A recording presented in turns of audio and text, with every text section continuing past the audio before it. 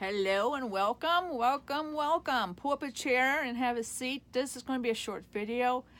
So it won't take long. If you haven't checked out the video I just made and posted earlier, I suggest you do. And it pays to stay to the end. Okay, so I want to do a couple shout outs. So this video is for me to do a couple shout outs and talk to you about my spoon, not my spoon theory, but the spoon theory that's out there. There's different versions of it, but I'm going to give you the one that I heard, and it's supposed to be the original one. I will post the link across the screen. You go on the web, go to the web page, and you can read more about it. But I tell you my version of it. But I want to give some shout outs. I subscribe to a good many of you. I might not be able to watch all your past videos, but I do have all the bell ring, and I do watch all the new ones as they come up. And as I told you before in my last video, I have my handy dandy black book that I got all the pieces at Target and stuck my binder together, and stuck my binder together with dividers. And I have a section, each podcaster gets their own page, and I write information down because this noggin, nothing sticks to it anymore. The sticky tape is bare. Okay, so for my first shout out is the Jenny Crochet Zone. Excuse me as I look down at my napkin notes. Jenny at the Crochet Zone. I just recently came across her. She is in the United Kingdom, and she's in the Dorset, UK area. That's at the bottom edge of the UK. While I was at work, I pulled up the map of England and was looking around for it. She tells you this in her opening. She's 45, okay, and she talks about she has two kids. She has a girl and she has a boy. The girl is Kara at 17. Jean-Paul, I think, is the son, and he is 20. The couple, well, almost. Junie has a handful of videos, and she is up to 77 subs right now. So please go check her out and subscribe to her. You won't be disappointed. I don't know. I just love all the different versions of the English, you know, the different dialects. I don't want to say. I'm going to bury a grave, so I'll just stop right there. But I love her laugh. Okay, you know, Billy has a great laugh.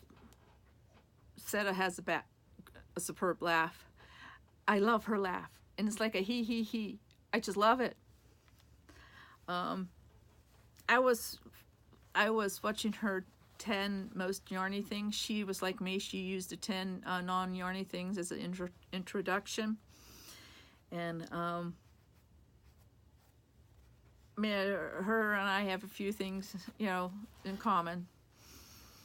But what I like is in some of the videos, she just chucks something behind her couch, and she calls it the corner of doom.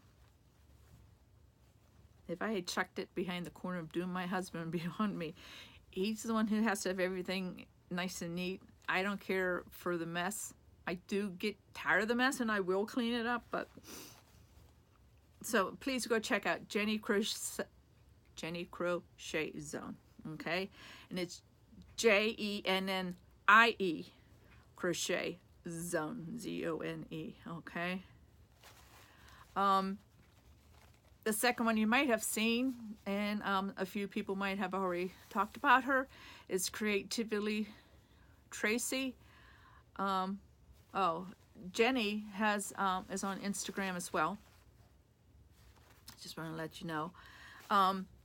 Creatively Tracy, she's up to 129 subs. I think she's in the process of doing a giveaway too for her 100th mark.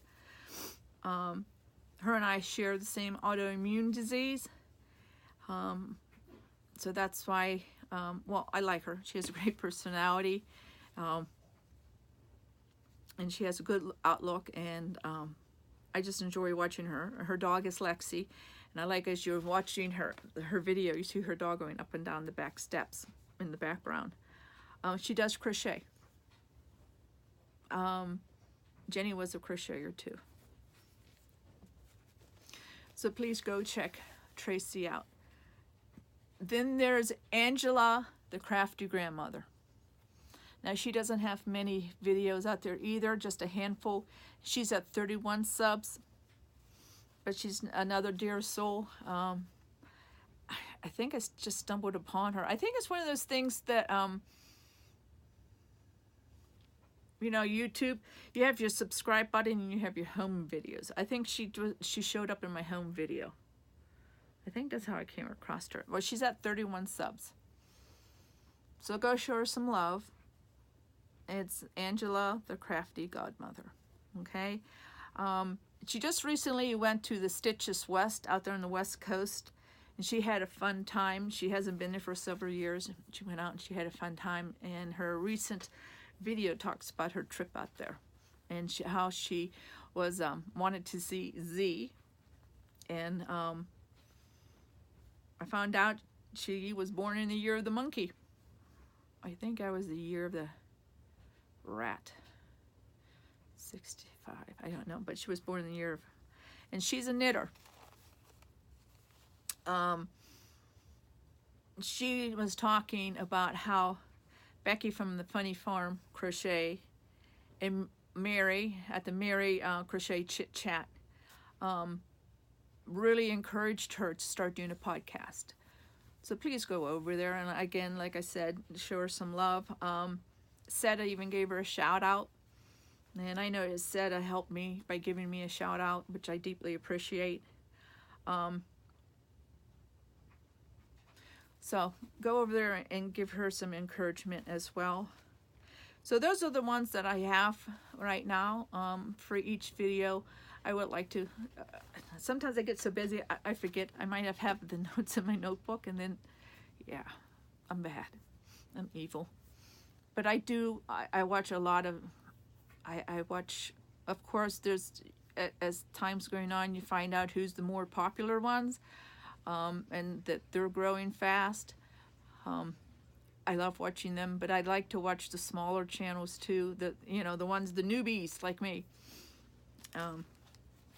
Again, I do this because it's community.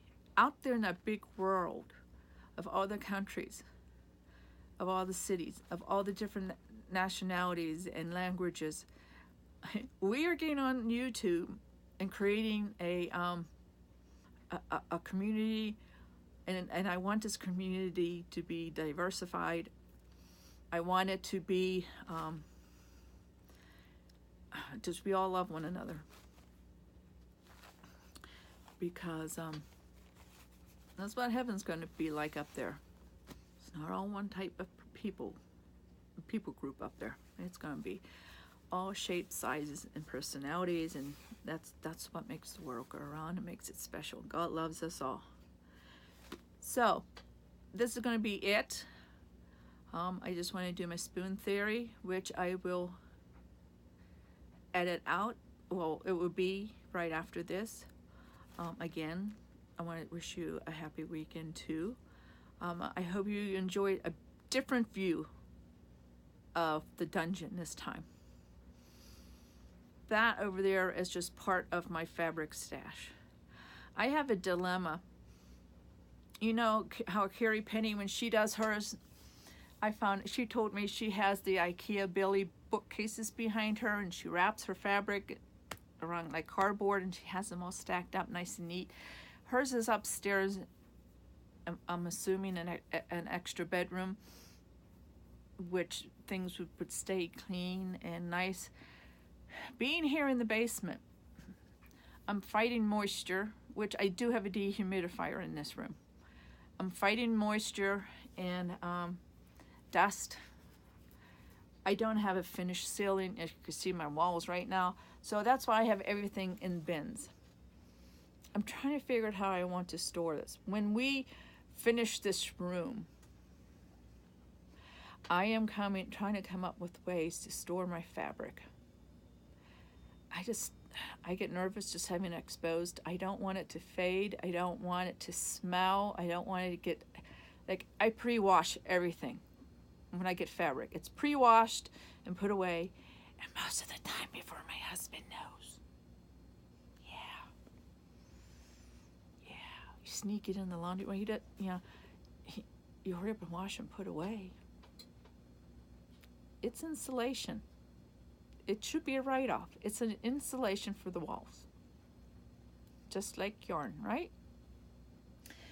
So yeah, that's part of my stash. And then behind me on these fixtures I got from the retailer I used to work for, they were getting rid of them. I asked for them. On there are just my UFO quilt projects and the Halloween quilt. That's still there.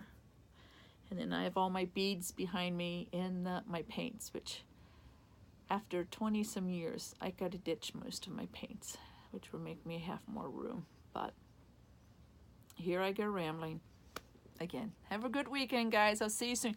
Go to Godwink2A and make a comment of how, even if you don't believe in God, make a statement of something that was unexpectedly went well for you, something that you really wasn't expecting. And if you know and believe it's God, make a statement about that. Because I do want to do a short video this weekend. Again, just showing how God just working in our. It could be, hey, I woke up this morning, you know. So I'll see you later. Bye-bye.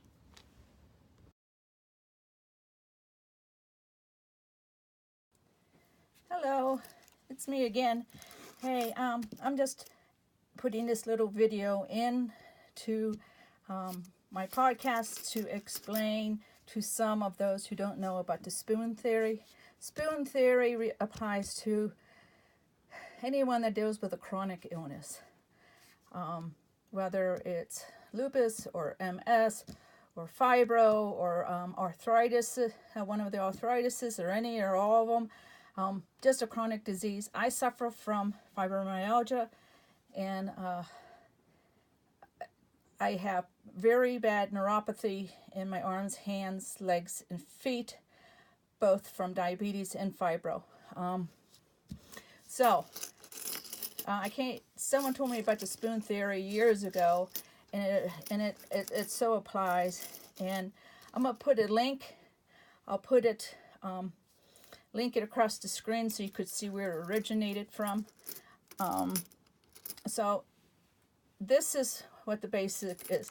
Two women went out to lunch, and I don't know their names offhand, so that's why this link would take you to the webpage where it started, and you could get the name and the information, because this is not my story. Again, it's not my story.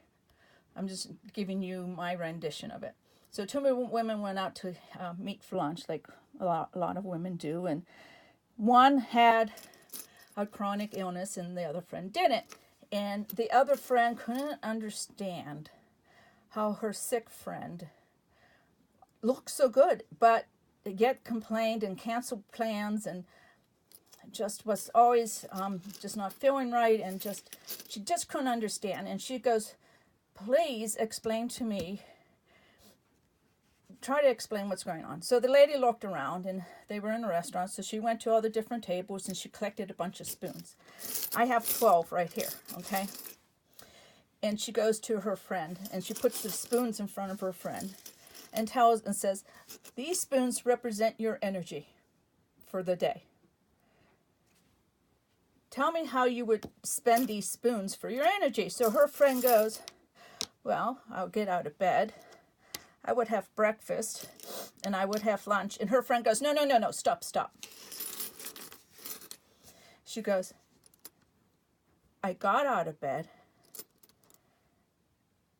I got my shower, I got dressed, I put my makeup on, And you can see where it's going. So it depends on how much spoons you have. You might run out of all your energy in your gumption by the end of the day. So let's say you had dinner plans at the end of the day, okay? And you were supposed to go out with friends, maybe out to see a movie or a dinner or something. And so as the day goes on, you keep on using your spoons. So that by the time you get up to the plans, you run out of them. And this is at the times where some of your friends may cancel out and say, you know, I just can't do it. Or maybe they used all their spoons in one day, plus the spoons for the next day, and they have to cancel for the weekend. Because if you borrow into the next day's spoons, there's a recovery period. So that's the spoon theory. So I'm in the process of making stitch markers with the spoons in the purple ribbon that represents fibromyalgia amongst other illnesses. And so if you're interested in them, email me at heavenspeacemaker@gmail.com or visit my Etsy page. I want to try to get them up there this weekend. And then the spoons that I got. Remember I said that these were way too large? Well, I believe it was Becky at the Funny Farm Crochet said that to use them as zipper pulls, and I did. I made one, and it works out beautifully, so thank you, Becky. So I did find spoons that will fit. See? It goes along with the heart. I found a metal stamp that looks like my logo. So, you could see that this spoon goes better with the charm versus that spoon. So I'm going to make zipper pulls, or these you could hang off your project bags or something. I'm attaching things here up on the end. These two will be on my Etsy shop. I'll probably be using, well, I could use these for giveaways too, but unless you could relate to the spoon theory, I don't know if you would be interested in them. So that's that. So this is this for the spoon theory. So I hope that made a better understanding. Okay, back to my podcast.